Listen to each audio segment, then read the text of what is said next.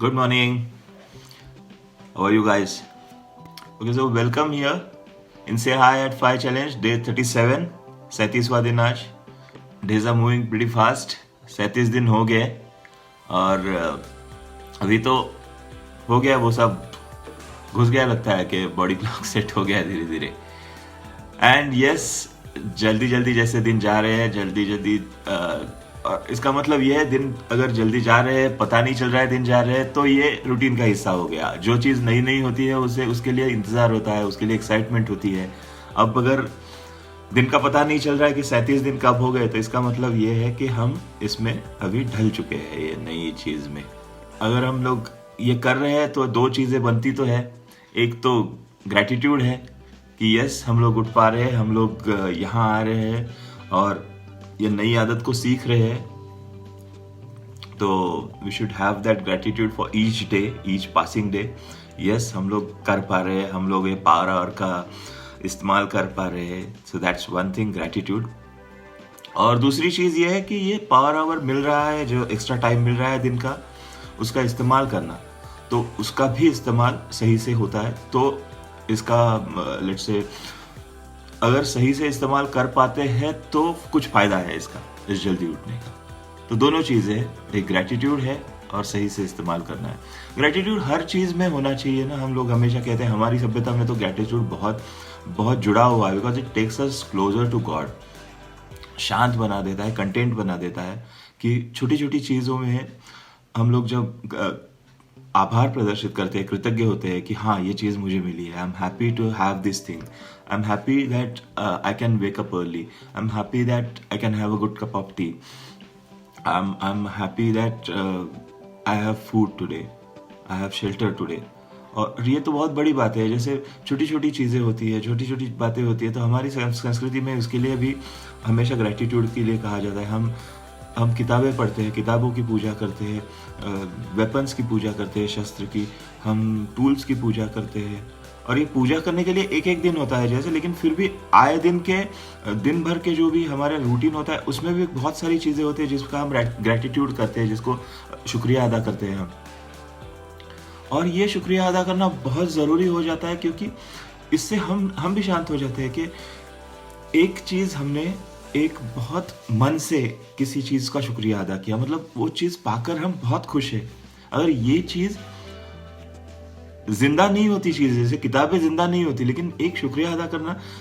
बहुत सालों पहले लोग जब बजाज सुपर चलाया करते थे, स्कूटर चलाया करते थे, तो ऐसे बोलते थे कि इस स्कूटर को मेरी आदत है, इस मशीन को मेरी आदत है, अगर मैं चलाऊंगा, मैं किक लगाऊंगा तो एक एक में स्टार्ट हो जाएगी, दूसरा कोई करेगा तो नहीं होगा. और फिर उनका वो ग्रेटिट्यूड रहता था, वो बहुत प्यार रहता था उस स्कूटर पे.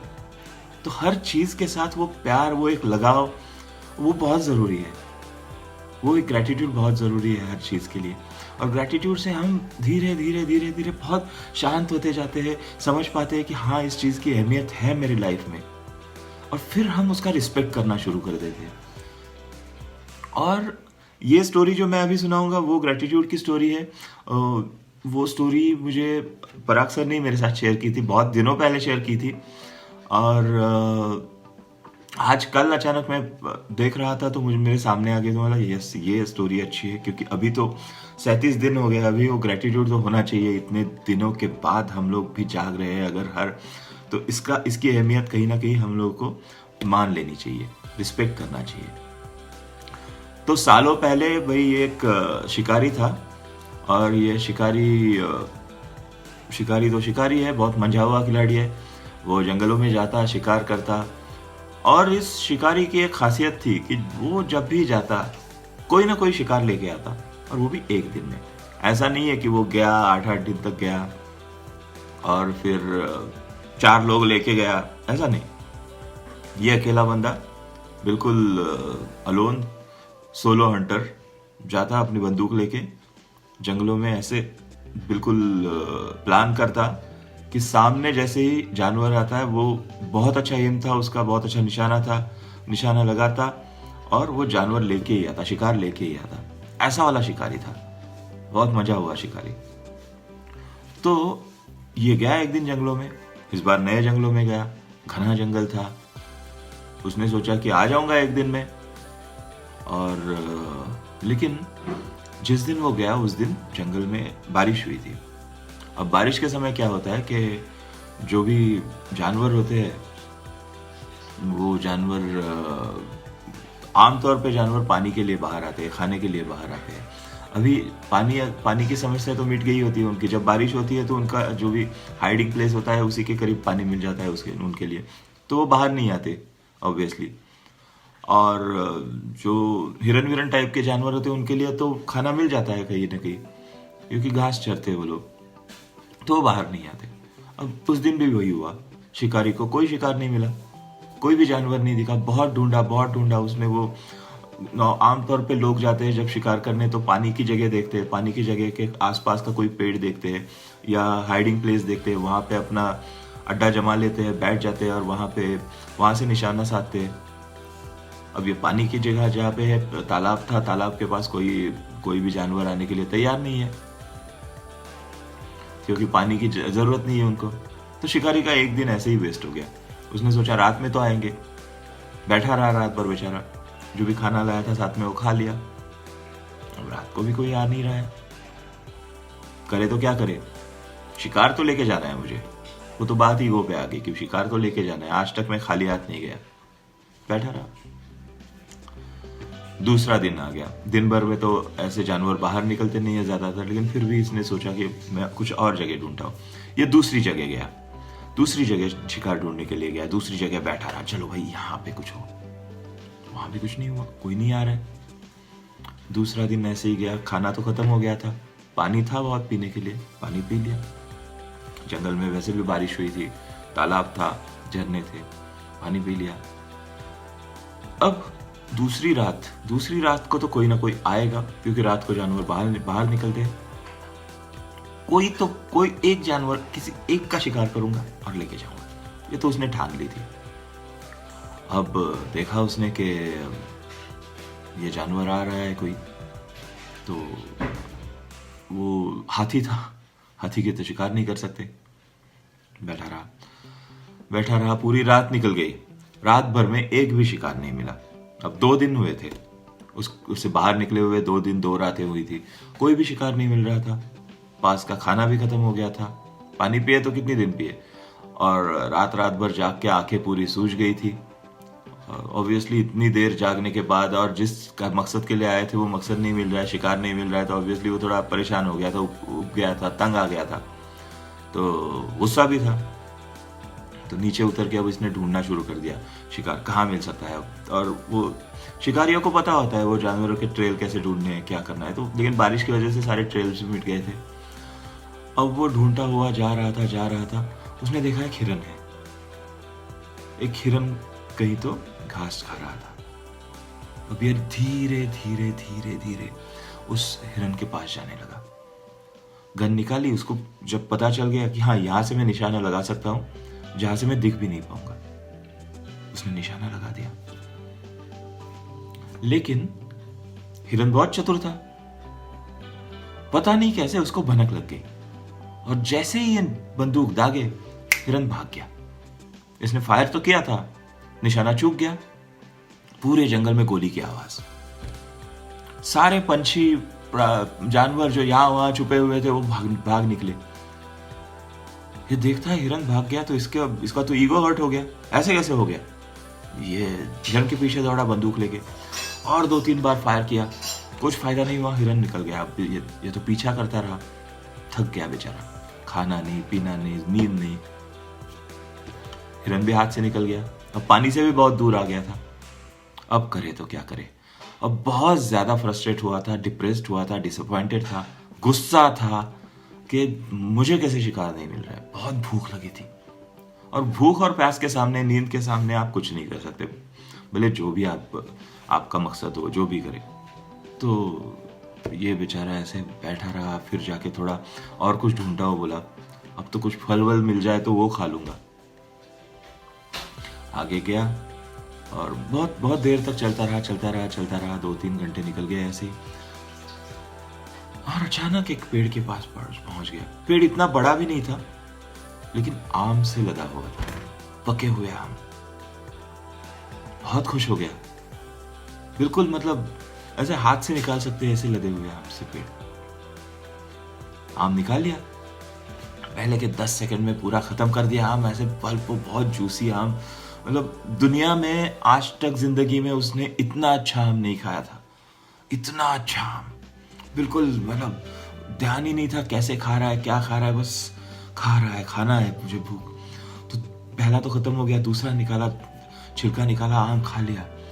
अब जाके पेट में कहीं ना कहीं महसूस हुआ चलो अंदर तो कुछ गया, और एक दो निकाले, खा लिए। अब जाके थोड़ी तो भूख मिट गई। अब चौथा जब आम निकाला, थोड़ा खाया तो देखा, और खाने के बाद उसे लगने लगा ये तो कच्चा आम है, मैं दूसरा ले लेता हूँ। ये फेंक दिया, दूसरा ले लिया। ये तो इसमें कुछ दाग है काला, इसके छिलके पे ही दाग है, मैं ऐसे आम नहीं खाता, फेंक दिया। फिर तीसरा, फिर चौथा, फिर अब भूख तो हो गई थी, भूख खत्म हो गई थी, भूख मिट गई थी। अब वो खेलने लगा, वो आम लिया, फिर दूसरे आम पे निशाना साधा, फिर आम लेके ऐसे हवा में उछाला, जगलिंग किया, आम लेके फुटबॉल की तरह किक किया, खुश हो गया था वो, भूख मिट गई थी उसकी, बहुत अच्छे आम खा लिए थे। और फिर वो उसके साथ खेलना शुरू हो गया, उसका डिसरिस्पेक्ट शुरू हो गया। अब ये जो बात है ना, ये डिसरिस्पेक्ट वाली, ये बहुत बार हो जाती है कि किसी चीज़ से फेमिलियरिटी बढ़ने के बाद उस चीज़ की यूटिलिटी ख़त्म हो जाती है। जैसे हमने इकोनॉमिक्स में पढ़ा था, लॉ ऑफ डिमिनिशिंग यूटिलिटी, कि हम बाहर से आते हैं थके हुए, प्यासे, धूप से आते हैं, आने के बाद इतनी प्यास होती है कि पानी का पहला गिलास हम जल्दी जल्दी ख़त्म कर लेते हैं, बहुत अच्छा लगता है, प्यास बुझ जाती है। फिर दूसरा गिलास ख़त्म करने के लिए हमें थोड़ा और टाइम जाता है, और उससे जो प्यास बुझती है वो शायद थोड़ी, वो सेटिस्फेक्शन भी कम हो जाता है, क्योंकि पहले ग्लास ने वो सेटिस्फेक्शन लेवल अचीव कर लिया था। तीसरे के लिए तो तीसरा तो हम पूरा भी नहीं कर पाते, फेंक देते हैं आधा। तो this is called law of diminishing utility, we all know that. ये लॉ ऑफ डिमिनिशिंग यूटिलिटी एक इकोनॉमिक्स के लिए या कंज्यूमर बिहेवियर को स्टडी करने के लिए ठीक है, डेफिनेटली ज़रूरी है, लेकिन रोज़मर्रा की चीज़ों में जब हम किसी चीज़ की आदत हो जाती है, उस चीज़ की यूटिलिटी ख़त्म हो जाती है, तो हम उसका ग्रेटिट्यूड करना छोड़ देते हैं। जैसे उस दिन में मैंने कहा था कि एक चाय की प्याली कोई दे रहा है आपको, तो उसका बजाय उसका शुक्रिया अदा करने के हम जस्ट ले लेते हैं, या लेने के बाद भी हम जब चाय पीते हैं तो बहुत बार ये कहना भूल जाते हैं कि चाय कैसी बनी थी। रोज़ का खाना हो, हम हार्डली कहते हैं कि अच्छा हुआ है, ये शुक्रिया खाने के लिए। और हर टाइम भगवान का शुक्रिया अदा करने की जरूरत नहीं है, जिसने खाना बनाया, जिसने खाना परोसा, जिसने हमारे हाथ में रख दिया, उनका भी शुक्रिया अदा करना बहुत जरूरी हो जाता है। और यही चीज हम नहीं करते। और ये इसके लिए नहीं है कि कोई प्रीचिंग है, या ये अगर आदत बना लेते हैं, ये अगर करते हैं हम, तो ये शिकारी जैसे नहीं होती। जब शिकारी ने ये सब किया तो ऑब्वियसली उस वाली कहानी में नहीं था, लेकिन दूसरा एक वर्जन मैंने पढ़ा जिसमें था कि वो शायद बच्चों के लिए था, मॉरल स्टोरी। इसमें वो पेड़ अपने आप हिलने लगा, और पेड़ इतना जोर से हिलने लगा, सारे आम उसके सर पे टपक टपक टपक के गिरने लगे, उसको चोट लगी। और फिर पेड़ बोला बड़ी आवाज में कि जब तुझे भूख लगी थी और तू मर रहा था भूख से, तो इन्हीं आमों से तूने अपनी भूख मिटाई थी, और अब तेरी भूख खत्म हो गई, अब जरूरत खत्म हो गई, तो तू उनके साथ खेल रहा है, तो उसको सजा मिल गई। मुझे लगता है ये सारी ना चीज़ें हम अपने आप को प्रोटेक्ट करने के लिए होती है बुरे ख्यालों से। जब हम मेडिटेट करते हैं या अपने सही प्रोग्रेस के बारे में, ग्रोथ के बारे में सोचते हैं, तो दूसरा कोई चीज़ से हम डिस्ट्रैक्ट ना हो, इसके लिए सारी चीज़ें शायद बनाई गई है कि हम ग्रेटिट्यूड करते हैं, हम उसका आभार प्रदर्शन करते हैं, शुक्रिया करते हैं। तो चलो ये एक हो गया, ये मैं प्रोटेक्ट हो गया, ये मैं शांत हो गया, ये कहीं ना कहीं मेरे अंदर कंटेनमेंट आ गई है, तो इस बारे में मुझे अभी सोचना नहीं है। मुझे अभी किस बारे में सोचना है, तो जो इम्पोर्टेंट चीज़ है उसके बारे में सोचना है। तो शायद इसीलिए हमारी सभ्यता में सारी चीज़ें दी गई है, और जिसका हम फॉलो तो करते हैं आज तक, थोड़ा कम हो गया है। तो ये ग्रैटिट्यूड यहाँ भी लागू होता है कि मिस्टर रॉबिन शर्मा के लिए, जिन्होंने ये सिखाया, जिन्होंने ये बताया कि आप जल्दी उठेंगे तो आपको ये चीज़ें मिलेंगी, और ये करने के लिए तो हमें करना पड़ता है। तो ग्रैटिट्यूड उनके लिए भी है, रॉबिन शर्मा के लिए, कि thank you robin Sharma, because of you we have started this mission. Because of you, we have taken this challenge and we are installing a new habit in ourselves. तो thank you so much, thank you guys कि आपकी वजह से inspire होकर मैं यहाँ पे आ सकता हूँ और हर रोज आ सकता हूँ. और यस, थैंक गॉड कि उन्होंने मुझे ये पावर दी है, रोज दे रहे हैं कि जल्दी उठ के मैं वो वहाँ से एनर्जी ले सकूँ, वहाँ से अपने लिए ज़्यादा वक्त निकाल सकूँ, अपने काम करने के लिए, अपने आप को ग्रो करने के लिए, अपने आप को बेहतर इंसान बनाने के लिए, नया स्किल सीखने के लिए. तो thank you so much, thank you for everything, thank you everyone. और इसी को कायम रखते हैं, इसी को बनाए रखते हैं, निभाए रखते हैं. That's more important. So thank you so much. Have a great day, have a fruitful day, and let's be grateful to everything and everyone we come in contact with. Stay happy, stay safe. Thank you so much. Bye. See you tomorrow in Say Hi at 5 Challenge के day 38 पे. Bye.